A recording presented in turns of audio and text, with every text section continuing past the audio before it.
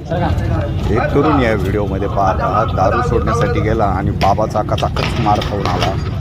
ही घटना खूप म्हणजे चांगली आहे। दारू पिणाऱ्याला असंच मारलं पाहिजे, टिमलं पाहिजे जोरदारात। त्याला घरादाराची कोणाची चिंता काळजी कसली काही नसते आणि खुशाल पैसे खिशात आले की दारू प्यायची आणि मौज मस्ती करायची। या बाबाने चांगलीच या पोराची जिरवलेली अशी प्रत्येक दारू पिणाऱ्याची जिरावी। धन्यवाद।